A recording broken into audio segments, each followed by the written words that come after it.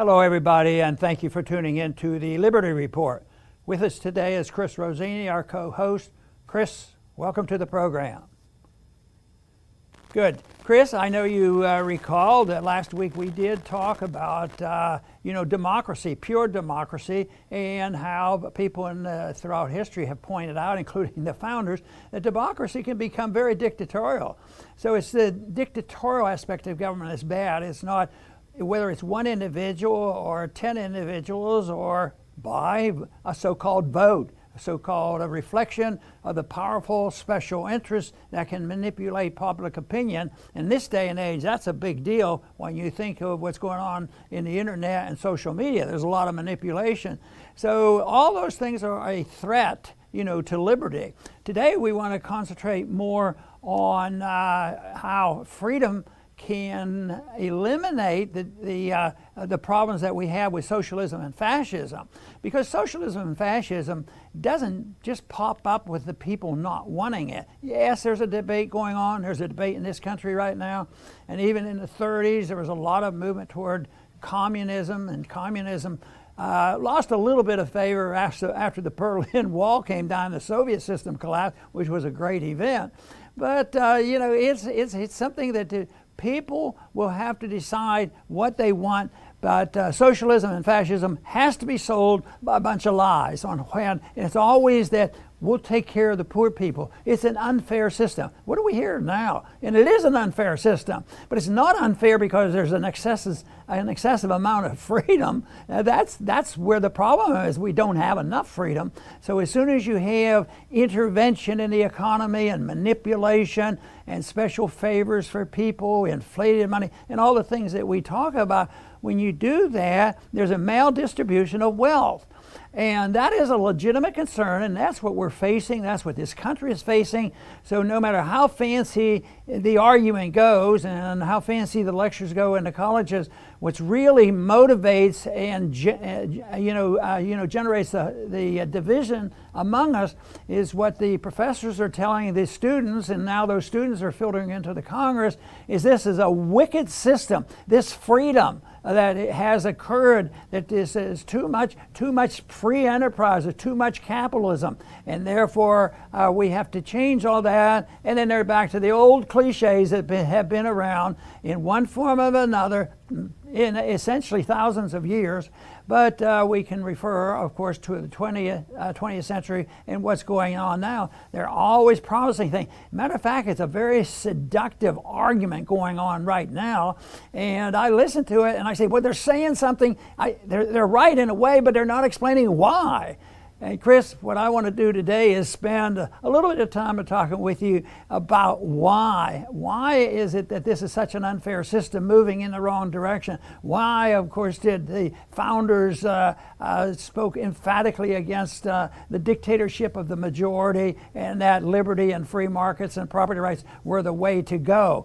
So, but right now, the opposition is pretty strong. It has infiltrated and infested the social media, our universities, and social culture. So that is the case. But in spite of all that, Chris, I believe there's a group of individuals out there, and many of them join us each day trying to figure out what can we do next to try to protect a free society and answer the questions that the enemy brings up and promises the easy answers. Just turn it over to us. We are your saviors. We're going to take care of you, and it won't cost a dime. As long as you let us print the money, we will print the money. For some reason, Chris, I haven't quite bought into that argument yet. No, Dr. Paul, and it's a real shame that over the last century, in the 1900s, hundreds of millions of people died at the hands of their own governments just to show the world that socialism and communism cannot work. And it did not have to happen. Ludwig von Mises explained, you can't have just one owner of property and no private property, because then you cannot have trade. Two parties are in every single trade. And without trade, you can't have prices. Without prices, you can't have profits and losses. Without profits and losses, you don't know what to make, where to make it, where it should be made, how much. You're totally in the dark. The communists were totally in the dark. They didn't know what to do, and that's why their system fell apart. Now, unfortunately, there was a man in Italy named Benito Mussolini who was a Marxist at first, and he created an offshoot. He thought, okay, communism can't work, but what if we merge state and corporations, power and money? Now you can keep your markets, you have prices, profits, and loss, but the state is intertwined with all of it. And this is what Mussolini said. He said fascism should more appropriately be called corporatism because it is a merger of state and corporate power. That's the idea that took over the world. That's the one that we're suffering under right now. And the only way out is to separate this merger of state and corporate power. You know, in my lifetime, when I think back of these issues that we're talking about, that I thought we were experiencing, literally going from one type of economy to another. We've never had pure capitalism. I don't know if anybody's ever had that. And I don't really like to use the word capitalism. Free markets. Capitalism is a word coined by communists to make it look bad. But anyway, we've always had governments involved from our earliest days. You know, when the railroads were being built, there was a little corporatism going on, and it seems like it's a natural tendency to happen. But we had an episode that happened as a consequence of the LBJ's principle that we can have guns and butter.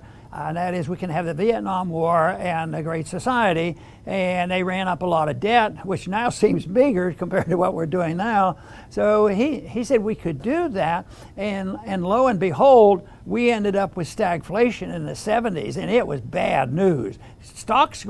Prices going up, cost of living going up. At the same time, the economy was getting weakened, and this was a challenge to the Phillips curve. They kept saying, well, as long as you have inflation, you will have high employment, like they've been preaching here in the last several years by the Fed. But anyway, they did that, but it ended up with more inflation. Prices were going up at 15%, interest rates up to 20%. So it was a disaster, and they finally got frightened about it, and they had to do it. And they brought Paul Volcker in, and of course he tightened things up, quit printing the money. But it was August 15th where the radical change, in 1971, where the radical changes occurred, because I think it went from this interventionist society to socialism, which was closer to pure socialism for a while. It didn't stay because there were handicaps, and they were satisfied more toward corporatism than they were socialism. But what they did, they had wage and price controls. But a lot of people say, yes, we should have price control, but we should have wage interference and make the wages go up. Well, back then they were old-fashioned, and they thought, well, we have to get hold of inflation, so we're going to control prices and wages. And so that was put in place. And they also said that, well, we have to have total monopoly control of the money supply, so they closed the gold window and said that money should be just paper money, and that the government was to take over. And immediately, it wasn't like a month or two or three, immediately there were shortages. Gasoline prices soared, and they had all kinds of problems. But they had control. You couldn't do anything. You couldn't raise prices. I had just started my medical practice, and I think at the time my office call was $3 a visit, and it was time that I raised the cost of a call. And but you weren't allowed to do that. As a matter of fact, they kept price control on medical doctors for a longer period of time than others. But it didn't do any good. But it had to end because it shifted over. But they moved back to what we call interventionism. It's not fascism. Mises talks about interventionism, and it's just when the government has a lot of rules and regulations and try to favor one company over another company and run up deficits, Keynesianism stuff. Don't worry about deficits, this sort of thing. So we move back into that, but it's only a temporary thing. But Mises said that if you have that, you'll always shift toward more and more government and more government interference, and then you will have, and we have it today, today certainly is corporatism, where the corporations are really in charge. And when you look at the social media, you can agree with that. That's special corporations have even more power. So that was the case. They moved in that direction, and Mises said, well, if you keep going, what happens? And he predicted for us that it would be corporatism, but then he was expecting that we would become more fascistic. We a lot of times hear people refer to what we have as socialism, and in making a point, when people in the past, when Republicans would say, well, we got to get rid of that socialist, Obama, he wants socialized medicine. Technically, it's not. It's a lot of interference. His Obamacare was to benefit the corporations, the drug companies, insurance companies, and all this. So it wasn't socialized medicine. So technically, Obama was not a socialist, but he was an interventionist, and he was even bumping it closer and closer to fascism. But Republicans aren't, innocent of all this, because especially when they talk about their corporations, a lot of times they're involved in the military complex and industrial complex, and now we have the medical industrial complex and the testing industrial complex. The corporations are involved. And yesterday, Daniel and I talked about how much money was involved in doing these vaccines, which have been unproven, really not tested yet. So they do that, but it's chaos. The big thing is it's going to get worse. The big challenge that we all have, and that's the way I see what Chris and I are trying to do, is let people to know what's going on and to not misstate the cause of the problem, and because you'd be drifting in the direction of the socialists, because the socialists might complain about a lot of things I just said. You're right. The corporations are running hog wild, but I think education is key to it. And I think we're in this place where we are today because the misinformation, the miseducation, and the conditions coming out of our universities, because these ideas just didn't pop out of thin air. They've been around in all forms over the many years, and it's usually in different forms. So you have a lot of different forms of socialism, but when you all sort it out, there's one key element: authoritarianism, power of a group of elites that have the power of the government to ruin it, and yet they do it all in the name of goodness and generosity to finally help the poor people. Yeah, right, Dr. Paul. And you made a good point. The U.S. government has always interfered, even since the very beginning. But when this merger of corporation and state really became institutionalized, in my view, it's around the turn of the century in the 1900s, especially with Woodrow Wilson, Herbert Hoover, and then the one who delivered the coup de grace to anything resembling free markets is FDR. His New Deal was a government plus corporation bonanza with the National Recovery Administration, Blue Eagle badges. And then the one that really cemented everything in place was World War II. The state and corporate power went into the stratosphere, and ever since World War II, this is what we have had. It has been no change, just a magnification. And the average person who goes to the average school will say, no, FDR cared about the little people, and yeah, there's welfareism, but that's no different than today. Yeah, they'll give you a stimulus check. It's like putting a pacifier in your mouth. Just sit and be quiet and let the government and corporations run the show. And they may also say, oh, but FDR created all these agencies, these alphabet soup. There's so many agencies to regulate businesses. Those cemented big business into place. Everybody knows about the revolving door. One day you're a regulator, the next day you're on a board of directors, the next day you're a vice president. It's a revolving door from regulation to the corporation. So that's what FDR created. And look at COVID. Look at what happened with small businesses. They got regulated out of business. Big business didn't go anywhere. They made profits galore, same virus. So this is the system. It didn't stop with FDR, but the main thrust began back then. Very good. And your point about the war issue is very important. And Woodrow Wilson and FDR, they sort of promoted that. But it actually crept into our economic education. And we've heard it. I think we've heard it from Republicans and Democrats, that when you really get into trouble, you need a war. I think we heard some of that talk when Bush was going into the wars in the Middle East. Well, it's good for the economy. It's good for the economy.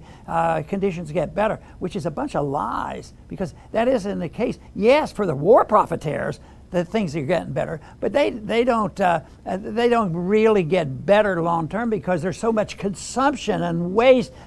If you spend billions and billions of dollars of tanks that you blow up, that's a lot different than if you're building houses and homes and hospitals and improving the conditions of the people at home. So that's just not true. But they do still teach us that war, that FDR got us out of the Depression because of World War II, and there's some pretty good books written on how Roosevelt maneuvered us into a conflict for various reasons. But he knew exactly what he was doing with the American people. You know, it helped if people do come together under war conditions, and there's not as much complaining, you know, if you have an enemy. That's why you always have to have a Hitler out there. And that is notoriously true, because right now it looks like some of our permanent enemies that we can use for the justification of our military, Republican and Democrat, you know, it's the Chinese. They're doing it. Yeah, they have their problems, and they're working to take care of themselves. But it doesn't mean that we should do warlike things against them and put on military sanctions against them and stop trading. And I think the best argument against that is, what if they did it to us? You know, but this whole idea that that is our obligation. But the war issue is a big issue. The one thing characteristic about the various forms of authoritarianism, whether it's socialism, fascism, or communism, or interventionism, the one thing that they always have control of, they agree, Republicans and Democrats, you have to have a central bank. Hey, you know, I tried at one time to make the central bank an issue, but do you think there was even an issue in the last go around? No, the Republicans had to defend huge deficit. And what are you going to do with it? You just can't go out and start knocking on doors and collecting more revenues. There'd be a revolution. So you have to cheat. You have to lie to them. We will collect the money by inflation, which dilutes the value of the currency, and so therefore they have to have the central bank. And it gets worse and worse. As a matter of fact, it'll be the end stage of all this thing, all the things that are going on, because you just can't keep printing the money. The modern monetary theory is just an exaggeration of a monetary theory that's been around for a long time, especially you know, since we've had a Federal Reserve get rid of the gold standard. The gold standard, as far as I'm concerned, actually is an enemy of totalitarianism if you obey it. And if the government won't obey it, then it should be privatized, and we should not have a monopolistic central banking. People can decide what they want to use for money, and that's a freedom of choice. But that is what will, you know, contain the authoritarians, because they have to have money in the spending, and they're not going to stop spending. Then they're going to want to spend it, and it's a form of taxation. It's the inflation tax. So if the bank does nothing and no IRS agent comes to your house, and if they're going to have a wealth tax, they'll say, well, you have $1,000 in the bank, we want $500. That's not going to work. People would be shooting them before that. But if they double or triple or quadruple the money supply, and then when the people decide they're going to spend that $1,000 and it's worth about $200, all of a sudden, oh, somebody stole something. It's a tax. So that's why honesty and money restrains the authoritarians, and that's really, I think, the answer to the problems that we have right now, because authoritarians have convinced the people that they have the moral authority and the wisdom to take care of people who have succumbed to the fact that they don't have enough self-esteem or an understanding that freedom can work, and that's where our problem is. Right, Dr. Paul, and you are correct, of course, about the money, and it is no surprise that the Federal Reserve was created during the beginning of the 1900s. I'm going to finish up by saying that hopefully our viewers understand how we got here to this corporation and state marriage, the steps that were involved. And it's no surprise that after 100 years, you look at Americans today and they are petrified of both free markets and their very own freedom. You know, at the same time that this colossus state and corporate power is as big as it's ever been, the people are petrified of the one gift that they have in this one life that they have, which is their freedom. And from the perspective of the corporation and state, nothing could be better. You know what would happen if Americans actually wanted freedom and free markets? The biggest opposition would be from big business, the politicians. You can't have your freedom. Everyone will end up dying in a ditch. You know, who knows the propaganda that they would pump out. And you would say, no, Mr. Big Business, we're trying to get government off your back. And the big business would say, they're not on our back. It's a merger of state and corporate power. They don't want to compete in a free market. They don't want small businesses nipping at their heels, entrepreneurs coming up with new inventions. Why do that when you could rig the game through laws to make yourself rich and keep yourself rich? So this will continue until it falls apart completely, as communism did. But you know, the sooner that Americans want their freedom and free markets, the better off we'll be. Very good, Chris.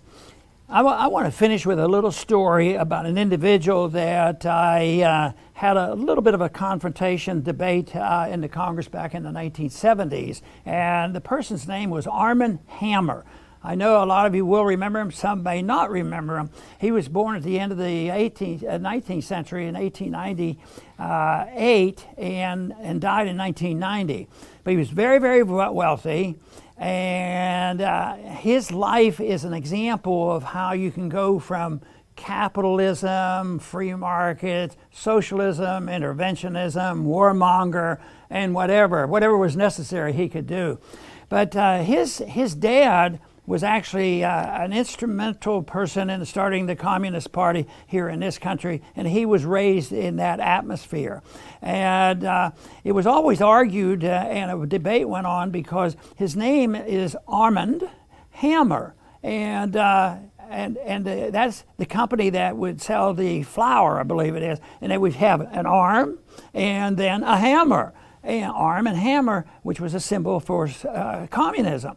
And it was known and understood and believed that that's where that came from. But Armin Hammer would deny that. But later on, people did some detailed research about this and found out that in truth, his name came as a consequence of the Armin Hammer, and that was represent his dedication to communism. But he was not a poor man. He multi-millionaire. He actually ended up owning Occidental Oil Company. But the unique thing, when I first heard about him, and he also had an MD degree, and he appeared before Congress, and I remember telling him, I said, we have something in common. We're both MDs, but I disagree with everything else you do. And but he was an MD, and got into some problems with and that's a story in itself, with his medical practice. So he shifted over and went into these other things.